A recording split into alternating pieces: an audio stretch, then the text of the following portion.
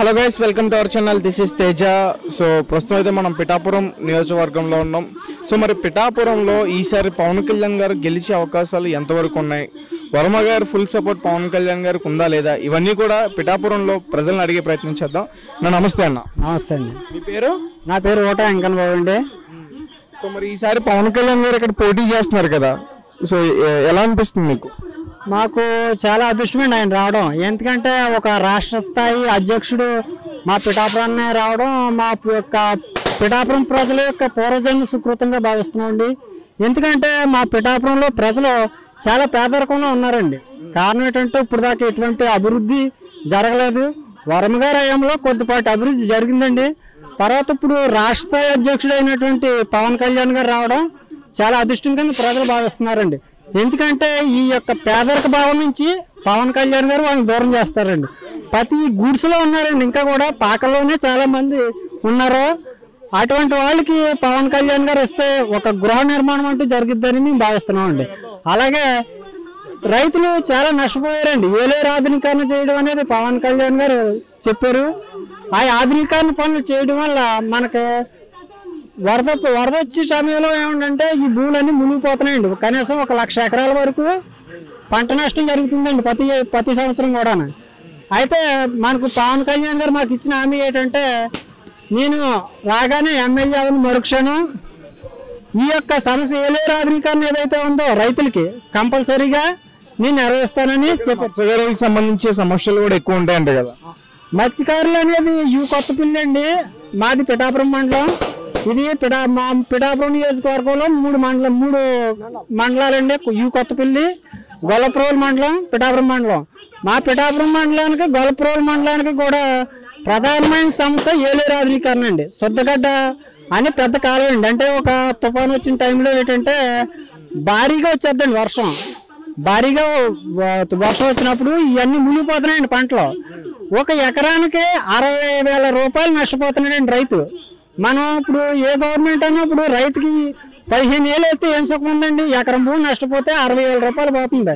అలాంటిది 1,00,000 ఎకరం పంట నష్టపోతుందండి ప్రతి సంవత్సరం కూడా. ఇది ప్రధానమైన సమస్య. రైతు బాగుంటేనే మనకు 5 ఏళ్ళు నోటికి వెళ్ళాలంటే రైతే కదా. అటువంటి రైతు బాగుంటే కదా. రైతు నాడు అప్పుల్లో ఉన్నాడండి. రైతు అప్పుల్లో ఉన్నాడు. ఒక ఎకరం భూమి కాడ 60,000 రూపాయలు పోతుందంటే 2 ఎకరాల భూమి ఉన్న వాడికి ఎంత పోతుందండి? 1,20,000 రూపాయలు పోతుంది.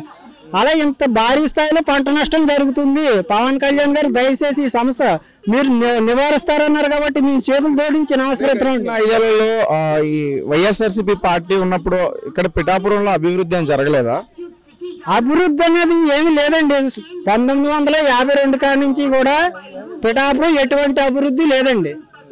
ఏదో కొద్దిపాటి అభివృద్ధి వర్మ గారు చేశారు తప్పితే ఇంకా మిగతా వాళ్ళు ఎవరో కూడా అంత అభివృద్ధి చేసిన వర్మ గారిని కాకుండా లాస్ట్ టైం ఎలక్షన్స్ లో 2019 టైంలో ఎందుకు వంగ గీత గారిని గెలిపించుకున్నారు మరి ఇక్కడ ప్రజలు?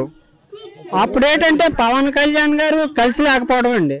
పవన్ కళ్యాణ్ గారు తెలుగుదేశం కలిసి ఉంటే అప్పుడే మనకు ఉమ్మడి అభ్యర్థిగా ఎవరికి ఇచ్చినా వాళ్ళు గెలిచి ఉండేవారు. ఓట్లు చీలిపోయాయండి అంతే తప్ప వేరే సమస్య కాదు. ఓట్లు చీలికనేది వచ్చింది. ఇప్పుడు కూటమి వల్ల ఎటువంటి ఓటు కూడా చీలిపోదండి. ఐకమత్యంతో మేము ముందుకు వెళ్తాం. తెలుగుదేశం కార్యకర్తలు, జనసేన కార్యకర్తలు, బీజేపీ కార్యకర్తలు కూడా వీళ్ళ భావాలన్నీ కలిసేయండి. ఐకమత్యంతోనే మేము పోరాడతాం. పవన్ కళ్యాణ్ గారిని 1,35,000 ఓట్ల మెజార్టీతో పిఠాపురం చరిత్రలోనే గెలిపించే బాధ్యత అంతా కూడా మేము తీసుకుంటున్నాం అండి.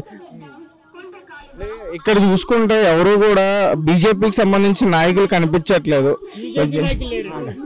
బీజేపీ కూడా ఉన్నారండి. ఓటింగ్ ఉందా? బీజేపీ లేదని అనకూడదు. అంటే పర్సంటేజ్ అండి. ఇప్పుడు అత్యధికంగా ఏంటంటే ఇక్కడ తెలుగుదేశం, జనసేన ఎక్కువండి. బీజేపీ కూడా ఉందండి, లేదని అనకూడదు. ఆ స్థాయి క్యాడర్ వాళ్ళకి ఉందండి. వంగ గీత గారిని గెలిపించడానికి జగన్మోహన్ రెడ్డి గారు ఇక్కడ చాలా కీలకంగా పాత్ర పోషిస్తున్నారు. ముఖ్యంగా మిథున్ రెడ్డి లాంటి సీనియర్ పొలిటీషియన్స్ కూడా ఇక్కడ ఇన్ఛార్జ్ గా పెట్టడం చూసాం. గాలి అటువైపు మళ్ళీ అవకాశం ఉంటుందా? ఎట్టి పరిస్థితుల్లోనే లేదండి. అంటే పవన్ కళ్యాణ్ గారు ఎక్కడున్నారంటే ఇదిగోండి ఇక్కడ ఉన్నారండి. ఇక్కడ ఉన్నారు పవన్ కళ్యాణ్ గారు ప్రతి ఒక్కడికనే. నీ ఒక్కడికి ఉంటే సరిపోదు కదా. ఈ ఒక్కడి హృదయంలో ఇక్కడే ఉన్నాడండి. ఇక్కడ ఇక్కడ పవన్ కళ్యాణ్ నన్నే కాదు, పిఠాపురం ఎవరిని అడిగినా ఇక్కడ ఉన్నాడండి పవన్ కళ్యాణ్.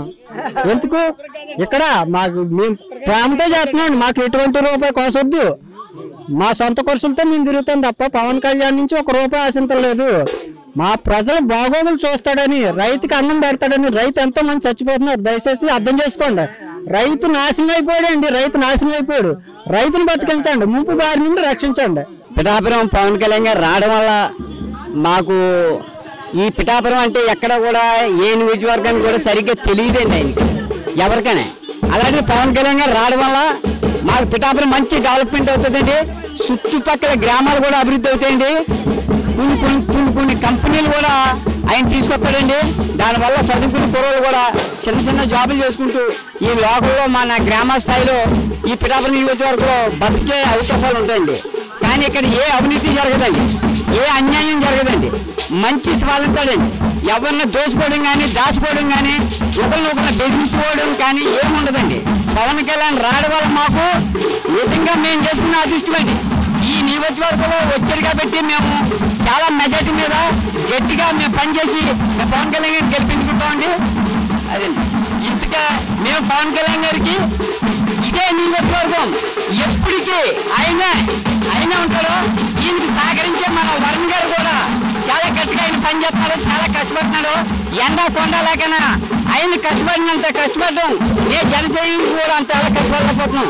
వరుణ్ గారు పొద్దు లేచిన కంచి ఆయన పార్టీ కోసం పవన్ కళ్యాణ్ గారి కోసం చాలా గట్టిగా పనిచేస్తున్నారు. పిఠాపురంలో పోటీ చేయడం కారణం పవన్ కళ్యాణ్ గారికి పిఠాపురానికి అదృష్టం అండి. పవన్ కళ్యాణ్ గారు పిఠాపురం పోటీ చేస్తున్నారని పిఠాపురానికి అదృష్టం. ఆయన బోళ్ళు ఎన్ని పనులు చేశారండి, కొన్ని కోట్ల రూపాయలు ఖర్చు పెడుతున్నారు. పిఠాపురం నెగ్గాడంటే ఆయన ఎన్ని పనులు చేస్తారో అర్థం చేసుకోండి. పిఠాపురం నెంబర్ 1 స్థానంలో తీసుకొస్తారు సార్. ఆయన చాలా మంచి వ్యక్తి.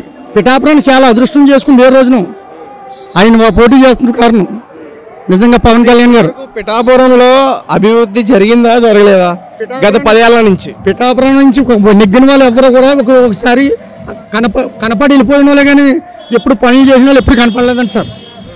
నిజంగా మటుకు ఇప్పుడు నెగ్గకపోయినా జరగ కొన్ని వేల పనులు చేస్తున్నారు పవన్ కళ్యాణ్ గారు. నిజంగా నెగ్గుంటే పిఠాపురం అదృష్టం చేసుకున్నట్టేనండి. అదృష్టం చేసుకున్నట్టే అప్పుడు పోటీ చేస్తున్నా నెగ్గేస్తాడు కూడా.